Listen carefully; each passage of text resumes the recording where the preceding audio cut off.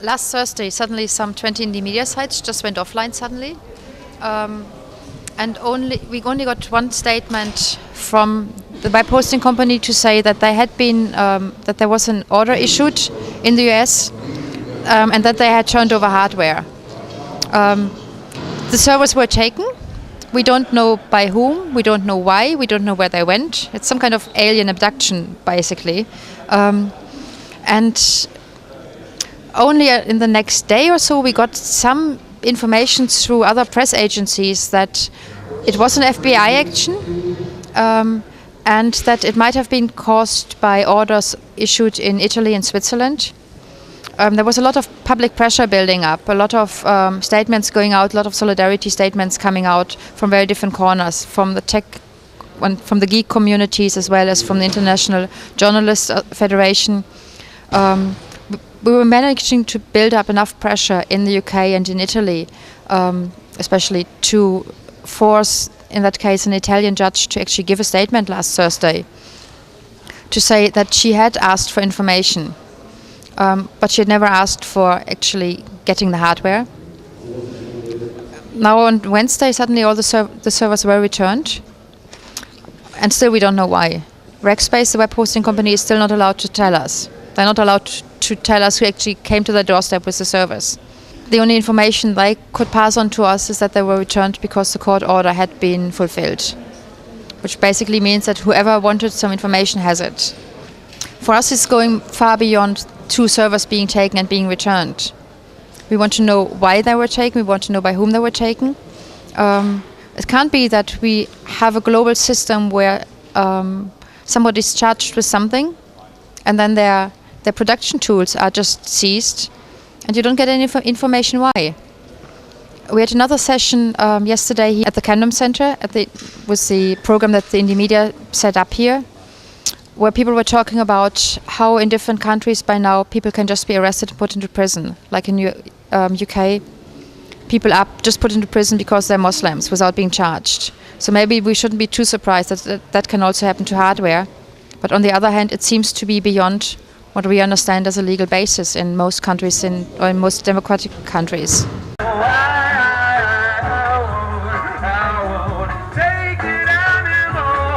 We have developed some kind of global solidarity petition that people can sign up to, but especially we want also public discussions on that issues.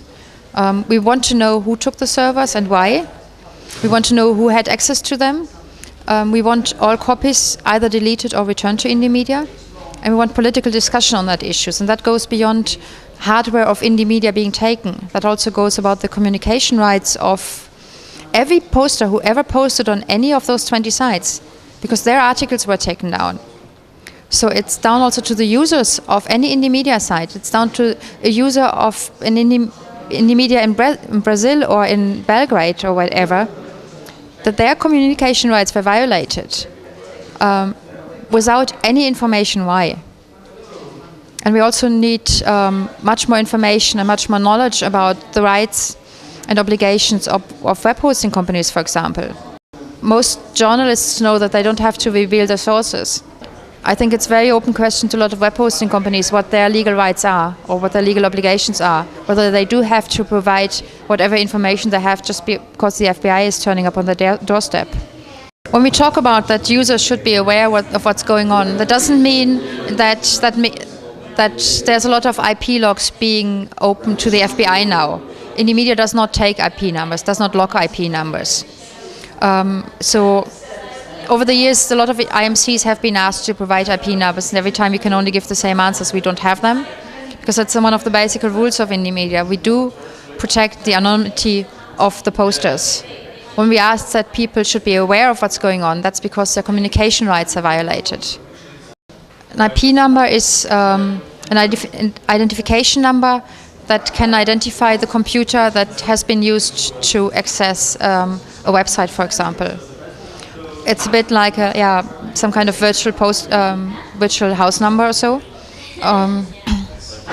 Used, for example, to try to follow up from somewhere something is coming. quite often can be like if a university has an IP number, you haven't got a clue who of the 1,000 students there posted. If only a few people have access to a certain computer, then you can pinpoint that much more. I think in general we have to be much more aware of the kind of lack of security in the internet. Even, we do not log IP numbers, but other organizations log IP numbers. So there's also much more knowledge needed on whether the internet is secure or not, and how to use it in a more secure way, how to use encryption for mails, things like that. Somehow you should be kissing, but you want around. Is that the way it has to be now? Fucking tell us who took the computers, and we want responsibilities. You cannot just shut down 20 independent information websites and expect to get away with it. Free the media.